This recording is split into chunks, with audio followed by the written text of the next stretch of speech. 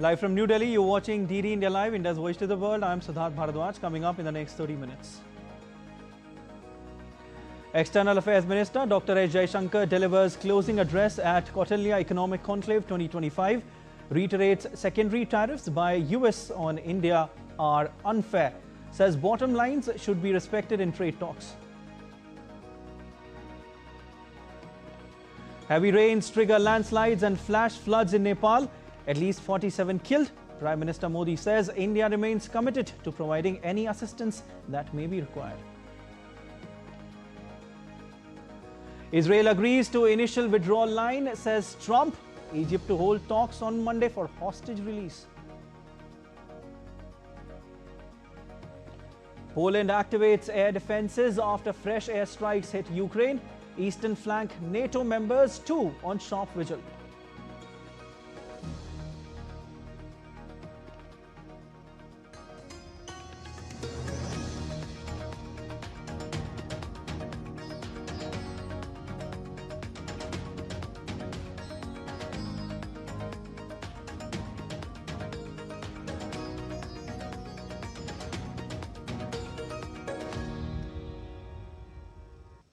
India's External Affairs Minister Dr. Jaishankar on Sunday said that India is working to resolve trade issues with the United States, highlighting the need for mutual understanding that respects India's concerns.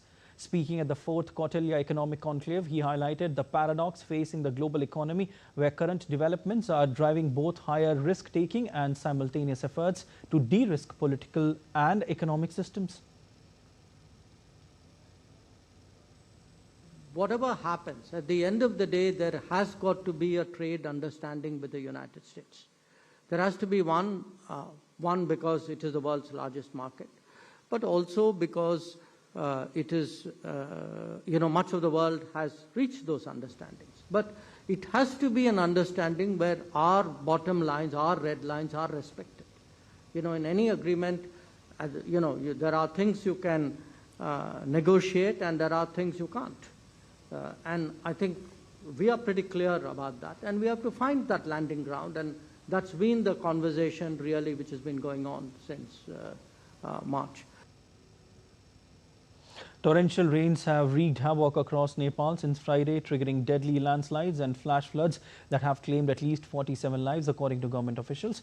The capital city of Kathmandu has been severely affected, with swollen rivers submerging vehicles, flooding major roads and inundating residential areas.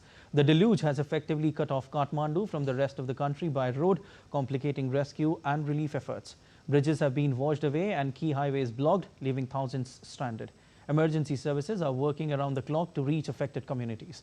Weather officials have warned that heavy rains are expected to continue through Monday, raising fears of further damage.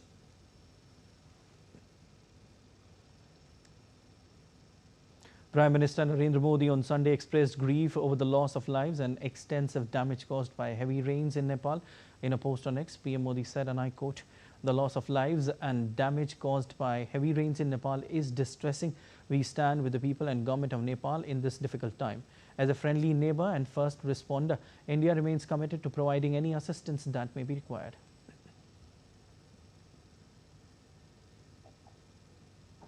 The Royal Government of Bhutan on Sunday expressed heartfelt gratitude to the Indian Army for their courageous and life-saving assistance during sudden flooding in Amochu River. On October 5th, sudden flooding of Bhutan's Amochu River left 4 workers stranded and 2 missing. Due to bad weather, local helicopters were grounded and the Royal Bhutan Army sought help from the Indian Army. Indian Army responded swiftly and deployed 2 helicopters and successfully rescued the stranded workers. Their timely intervention saved lives and provided critical support during a challenging disaster.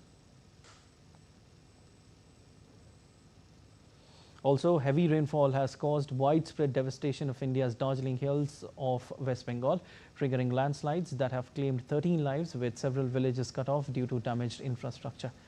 The major affected areas include Darjeeling and Kalimpong. In addition, a critical connection between Mirik and Kurseong, the Dudia Iron Bridge, has collapsed, resulting in the cutting off of traffic and isolating local communities. Landslides have also been reported along National Highway 110 near Kurseong at Hossain Kola. further exacerbating the situation. The police and local authorities are working to evacuate tourists from Mirik through Tindaria Road. A team from the National Disaster Response Force has been dispatched to assist in rescue operations. The India Meteorological Department has also issued a red alert for the region and a warning of continued heavy rainfall. President Draupadi Murmu expressed grief over the loss of lives in Darjeeling landslides on Sunday. Taking to X, she said, and I quote, "The tragic loss of lives due to heavy rain and landslides in Darjeeling, West Bengal is distressing. I express my heartfelt condolences to the bereaved families. I pray for the success of rescue and relief operations and wish a speedy recovery to those injured." Prime Minister Narendra Modi expressed grief over the loss of lives in Darjeeling bridge collapse. In a post on X, he said, and I quote, "Deeply pained by the loss of lives due to a bridge mishap in Darjeeling. Condolences to those who have lost their loved ones. May the injured recover soon." The situation in Darjeeling and surrounding areas is being closely monitored in the wake of heavy rains and landslides. We are committed to providing all possible assistance to those affected. US President Donald Trump has said that Israel agreed to an initial withdrawal line for Gaza, which has also been shared with Hamas.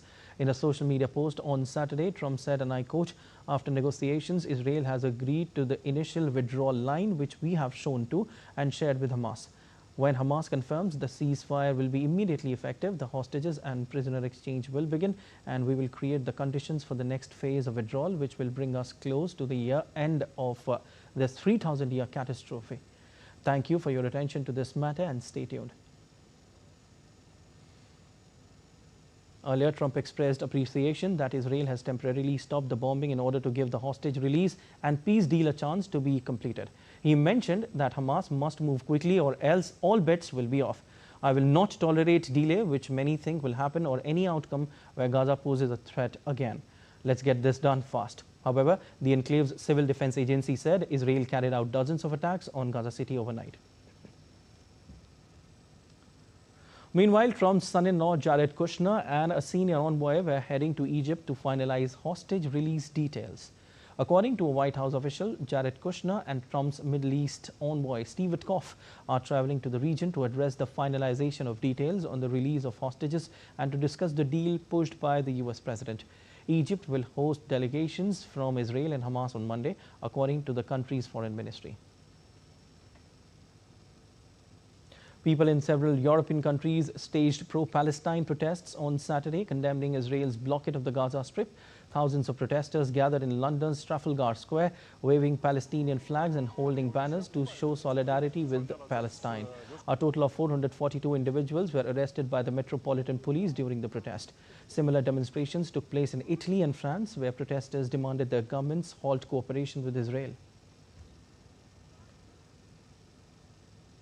Anti-immigration and customs enforcement protests emerge in U.S. states of Chicago, Illinois, Memphis, and Portland. Tensions rise in Chicago and downtown Memphis as protesters rally against President Donald Trump's plan to deploy the National Guard and federal agencies to these cities. Trump authorized sending 300 National Guard troops to Chicago amid growing unrest. U.S. President Trump has vowed to escalate immigration enforcement in Chicago and other Democratic strongholds that limit cooperation with federal operations. The protests intensified after U.S. Border Patrol personnel shot a woman in Chicago after convoy rams officers. No law enforcement officers were seriously injured. During the confrontations, immigration and customs enforcement agents used pepper spray and rubber bullets to try to disperse protesters, escalating the situation further.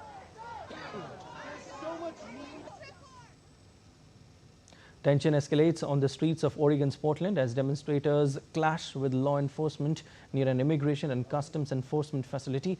A federal judge temporarily blocked U.S. President Donald Trump from deploying 200 Oregon National Guard troops to the city of Portland, while a lawsuit challenging the move plays out. The ruling by U.S. District Judge in Portland is a setback for Trump as he seeks to dispatch the military to sites he describes as lawless over the objections of their Democratic leaders. Portland officials said Trump administration was threatening to withhold federal funding from the city without formal notice or justification. A Democrat Portland mayor have warned the move would siphon vital funding from the economy during the government shutdown that is already hurting cities like ours across the nation. As with other states, most federal aid to Oregon helps fund healthcare, education and transportation infrastructure. Pope Leo called on the world's 1.4 billion Catholics on Sunday to care for migrants, pressing ahead with a message of welcome days after criticizing U.S. President Donald Trump's hardline immigration policies. Leo, the first U.S. Pope, told thousands of pilgrims celebrating a mass in St. Peter's Square that immigrants should not be treated with the coldness of indifference or the stigma of discrimination. He also called on Catholics instead to open their arms and hearts, welcoming them as brothers and sisters. In particular, I think of our migrants' brothers and sisters who have had to depart their homelands, often leaving their loved ones behind, enduring night of fears and loneliness, experiencing discrimination and violence firsthand. La discriminazione. And let's see what's happening around the world. Don Giang Commune, Lam Dong Province, Vietnam, a replica True village has preserved traditional wooden houses, crafts and culture for over 4 years now. Part of a $125 million national project, it serves as a living museum to promote ethnic heritage and connect younger generations with their roots. In Da Nang, Vietnam's highlands, the Mid-Autumn Festival brought joy and gifts to children in remote areas like Or Village and Long Tuck School. Despite challenges like long treks and limited services, volunteers offered health checkups and celebrations, while authorities worked to support these communities and connect them with lowland areas. Visitors are enjoying the first edition of the International Pinball Biennial in Saint-Blaise, France. Held every 2 years, the event features 120 machines and brings together pinball fans, makers and repairers with special guest and pinball icon Roger Sharpe. All right, still to come on this edition of DD India Live. 4 killed in Russian air attack on Ukraine's Lviv region.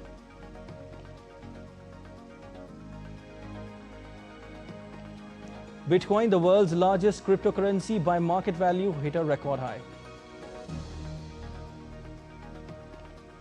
Liverpool crashed to a third successive defeat against Chelsea.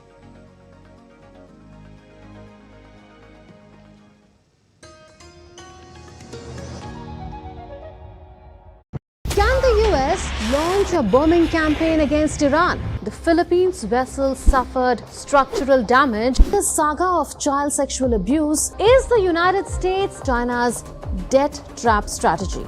Truth is stranger than fiction. But sometimes hard to uncover.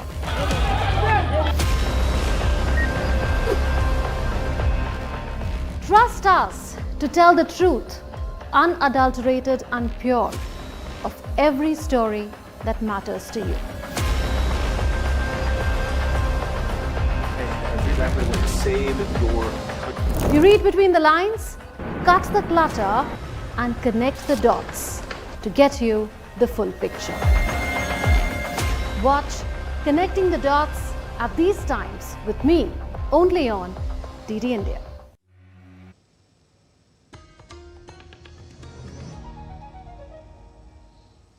You're watching DD India Live. I'm Siddharth Bharadwaj. An overnight aerial attack by Russia struck Ukraine's Lviv region, leaving at least 4 people dead and causing widespread damage. In the regional capital, an industrial park was set ablaze and parts of the city experienced power outages due to infrastructure damage. Local authorities reported that the attack involved 140 drones and 23 missiles, making it the largest strike on the Lviv region since the conflict began.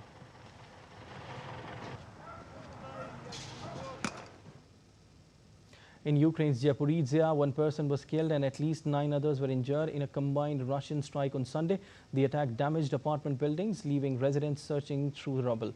Ukraine's energy facilities were also damaged in Zaporizhzhia and northern Chernihiv region. Russia's defense ministry said that its forces had struck Ukrainian military industrial facilities as well as gas and energy infrastructure overnight. Russian President Vladimir Putin warned on Sunday that U.S. plans to supply Ukraine with long-range Tomahawk missiles capable of striking deep into Russia including Moscow, would destroy Moscow-Washington relations. Earlier, U.S. Vice President J.D. Vance confirmed Washington is considering Ukraine's request for these missiles, though no final decision has been made. This escalation comes amid ongoing Russian advances in Ukraine and increased tensions following a recent U.S.-Russia summit. There were issues raised such as discussions about supply of new weapon systems to Ukraine, including long-range and high-precision systems like Tomahawks. I have already said that this will lead to the destruction of our relations, or at least the positive trends that have emerged in these relations. Meanwhile, European interior ministers are meeting in Munich on Sunday to discuss the anti-drone defenses. The meeting, originally billed as a migration summit, was seen shifting gear after suspected drones forced second closure of the Munich airport in 24 hours. A series of incidents involving drones disrupted aviation across Europe in recent weeks. On Thursday, authorities in Belgium were also investigating sightings of 15 drones above the Elsenborn military site near the German border. Recent drone sightings across EU prompted a leaders' summit in Copenhagen earlier this week. Several EU member states have backed plan for a multi-layered drone wall to quickly detect, track and destroy drones allegedly from Russia. Russia, however, denies any involvement. Cryptocurrency Bitcoin has once again shattered records, soaring to a new high of nearly 2.7% at around $125,000 as on October 5th. The rally is fueled by growing optimism over potential U.S. interest rate cuts and fresh crypto reforms that are boosting investor confidence. Interestingly, at the center of this momentum is a new executive order by U.S. President Trump, which allows crypto assets to be included in 401k retirement accounts, or we say employer-sponsored defined contribution retirement account. Notably, Trump's administration has introduced key regulations supporting stablecoins and exchange-traded funds. While enthusiasm grows, experts caution that the asset class remains highly volatile, posing risks for long-term retirement portfolios. India's Defence Minister Rajnath Singh will undertake a two-day official visit to Australia on October 9 and 10. The visit comes at a historic moment when India and Australia commemorate 5 years of establishment of India-Australia Comprehensive Strategic Partnership. This will also mark the first ever visit of a Defence Minister to Australia under this government since 2014. During the visit, Defence Minister will hold bilateral discussion with his Australian counterpart. He will also chair a business roundtable in Sydney, which will be attended by industry leaders from both sides. Let's take a look at other stories making news today. And Jammu and Kashmir Police organized the Jammu Half Marathon to raise awareness about drug abuse on Sunday. This event is being conducted in 4 stages and aims to reach every household and community with the message against drug use. India's Minister of State for Power, Shripad Naik, inaugurated the installation of a 45 kilowatt on-grid solar power system at a water pumping station in North Goa on Saturday. Expected to generate about 60,000 units annually, the project will achieve 100% solarization of pumping load. The Indian Coast Guard inaugurated the 27th National Oil Spill Disaster Contingency Plan meeting in Chennai on Sunday. The session focused on enhancing oil spill response through improved interagency coordination.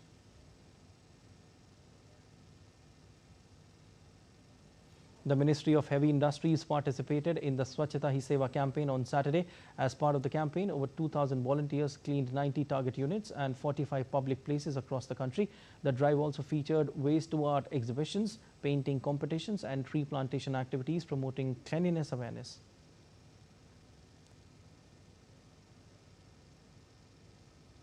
India's Electronics Minister Ashwini Vaishnav has approved the Namo Semiconductor Lab at IIT Bhubaneswar, Odisha to boost the Make in India and Design in India initiatives. The 4.95 crore rupees project is funded under the Members of Parliament Local Area Development Scheme, or MP-LAD scheme. The lab will train youth in industry-ready semiconductor skills and strengthen IIT Bhubaneswar as a research hub. Supported by recent semiconductor project approvals in Odisha, it will boost research and development as well as talent for India's chip manufacturing and packaging sector across Bharat.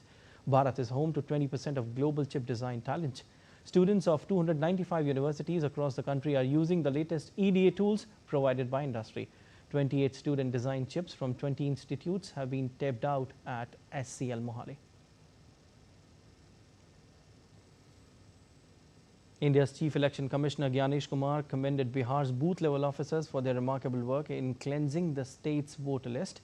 Speaking on the recent initiative, Chief Election Commissioner said that the voter list purification drive was successfully carried out across Bihar, with 90,217 booth-level officers demonstrating remarkable dedication and efficiency.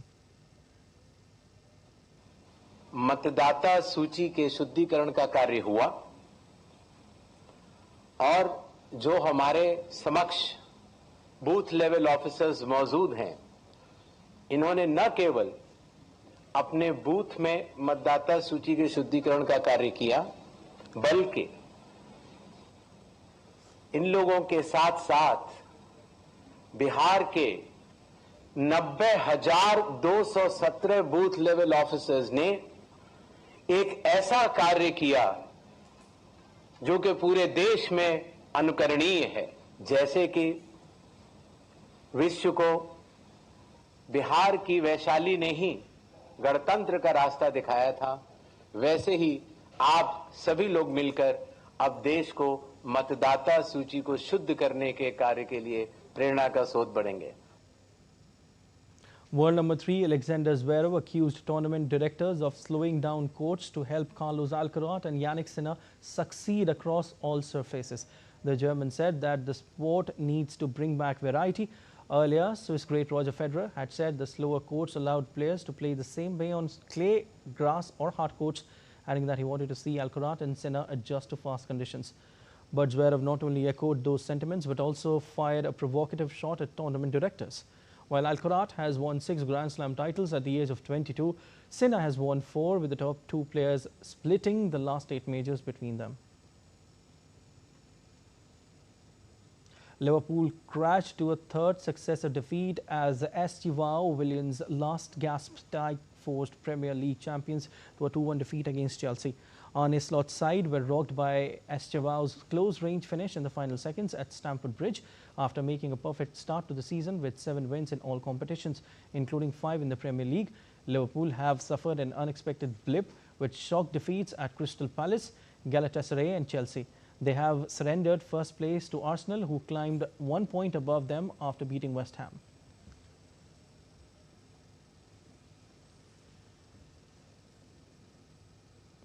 In Brampton, the Hindu Sabha Temple welcomed thousands of devotees and community members for one of the year's most anticipated festivals, Dussehra, also known as Vijayadashmi.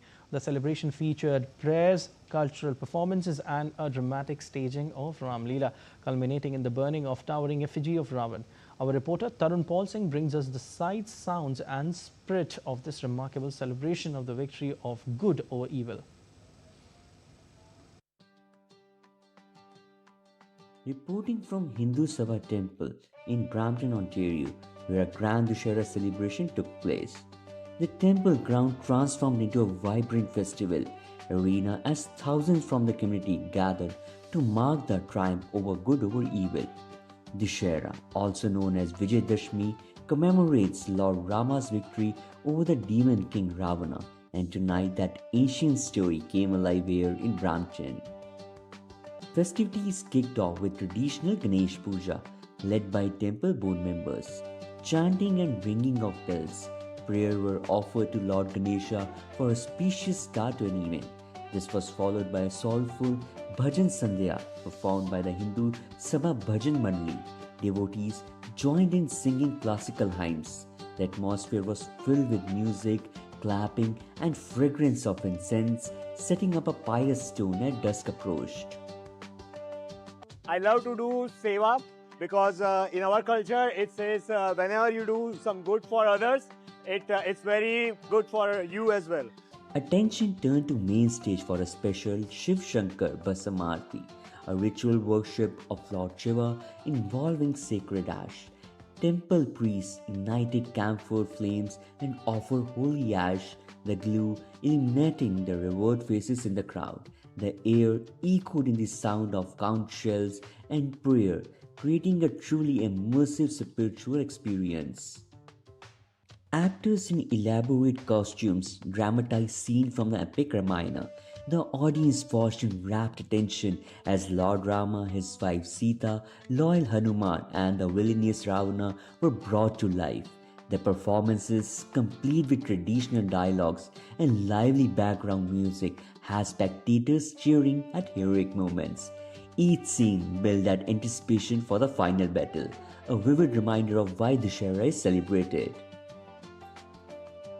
Well, I mean, the attire is a blessing for Prabhu Lord Sri Ram, and this is a lot of team effort that's gone into it. Celebrating Dussehra at Hindu Sabha Mandir, especially in this style, with a grand look, with a grand stage, and with so much people, it's always amazing, it's always fun.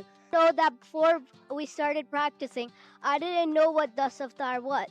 Then after we did our practices, I finally knew all of the names of all of the Das Avatars. It's been amazing, and I hope you guys love our performance because our kids, our teachers, our parents have worked so hard for this. The scene here at Hindu Sabha Temple tonight was one of the joy, devotion, and togetherness. Brampton diverse community stood united, celebrating an ancient Indian tradition on Canadian soil with equal fervor. From the prayers at dusk to the fiery conclusion at night, the event was a powerful reminder of the values of the Dussehra pole. This festival endured a message that truth and virtue will ultimately triumph over falsehood and evil, was felt in every prayer and every cheer. As the flames of Ravana Dahan died down, they illuminated a collective hope that goodness will always prevail. From Canada, this is Tarun Paul Singh. That's all for this edition of DD India Live, but let us know your thoughts on the news of the day. For those on the go, you can get all the latest news and updates from India and across the world on DD India mobile app. The app is available on both Android and iOS platforms, and you can scan the QR code on the screen to download now. We'll be back with more news as it breaks here on DD India. I'm Siddharth Bharadwaj from all of us here in Delhi. Thanks for watching DD India Live.